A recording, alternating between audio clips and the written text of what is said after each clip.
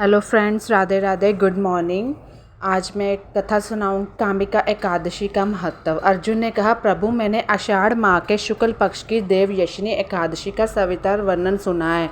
अब आप मुझे श्रवण मास के कृष्ण पक्ष की एकादशी का वर्णन करें। इस एकादशी का नाम क्या है, इसकी विधि क्या है, इसमें किस देवता का पूजन होता है, इसका उपवास करने से मनुष्य को किस फल की प्राप्ति होती है। ये एक कामिका एकादशी व्रत कथा है। आज मैंने बहुत टाइम बाद स्टोरी शेयर की है। भगवान श्री कृष्ण ने कहा, हे श्रेष्ठ धनुधर, मैं श्रवण माह की पवित्र एकादशी की कथा सुनाता हूँ, ध्यानपूर्वक श्रवण करो। एक बार इस एकादशी की पावन कथा को भीष्म पितामह ने लोकहित के लिए सुना था। एक समय नारद जी ने कहा, हे पितामह, आज मेरे श्रवण के कृष्ण पक्ष के कथा सुनने की इच्छा है, अतः आप इस एकादशी की व्रत कथा विधान सहित सुनाइए कि इस कथा की सारी संपूर्ण चीज़ें। नारद जी की इच्छा को सुन पितामह भीष्म ने कहा, हे नारद जी, आपने बहुत ही सुंदर प्रस्ताव किया है। अब आप बहुत ध्यानपूर्वक इसे श्रवण कीजिए। श्रवण माह के कृष्ण पक्ष के एकादशी का नाम क्या होता है? कामिका एकादशी है। जो ये इस एकादशी की कथा सुनने मात्र से ही वाजपेयी यज्ञ के फल की प्राप्ति होती है। कामिका एकादशी के उपवास में शंख चक्र गदाधारी भगवान विष्णु का पूजन होता है। भगवान विष्णु का पूजन होता है। जो मनुष्य इस एकादशी को धूप दीप नैवेद्य आदि से भगवान विष्णु की पूजा करते हैं, उन्हें गंगा स्नान के फल से भी उत्तम फल की प्राप्ति होती है। तो जब ये सारी कथा, जब भी हम कोई व्रत कथा सुनते हैं तो आपका मन एकांत होना चाहिए एकदम।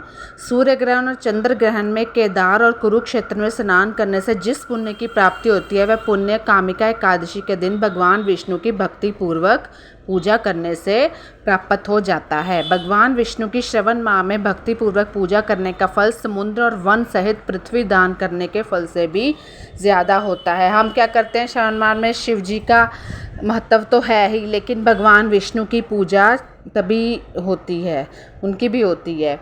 व्यतिपात में गंडकी नदी में स्नान करने से जो फल प्राप्त होता है, वह फल भगवान की पूजा करने से मिल जाता है। संसार में भगवान की पूजा का फल सबसे ज़्यादा है। हम भगवान भोले सिर्फ शिव जी की पूजा करते हैं, लेकिन आपने शायद नहीं सुना होगा, शिव जी के साथ साथ विष्णु जी की भी पूजा होती है।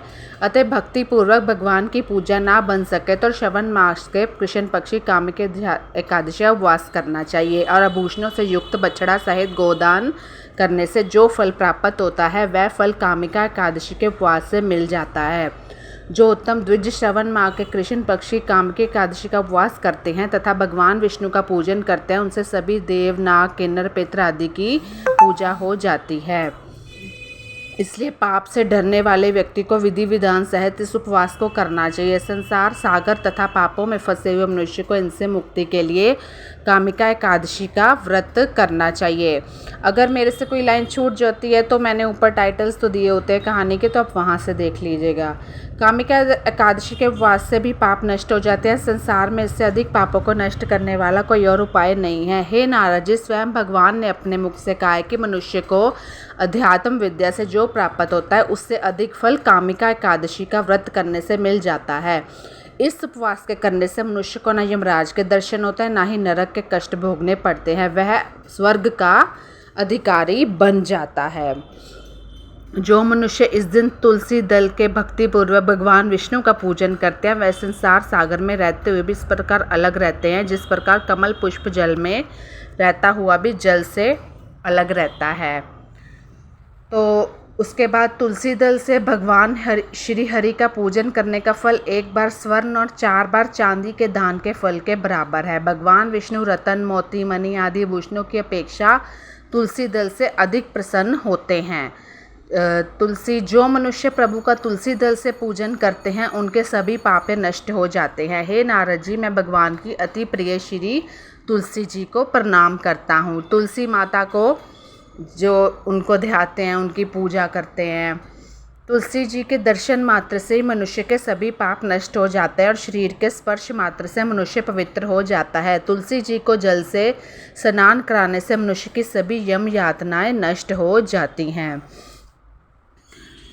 जो मनुष्य तुलसी जी को भक्तिपूर्वक भगवान के श्री चरण कमलों में अर्पित करता है उसे मुक्ति मिलती है। इस कामिका एकादशी की रात्रि को जो मनुष्य जागरण करते हैं और दीप दान करते हैं उनके पुण्यों को लिखने में चित्रगुप्त भी असमर्थ थे। मतलब इस काम की एकादशी का मतलब बहुत है। एकादशी के दिन जो मनुष्य भगवान के सामने दीपक जलाते हैं उनके पितृ स्वर्गलोक में अमृत का पान करते हैं।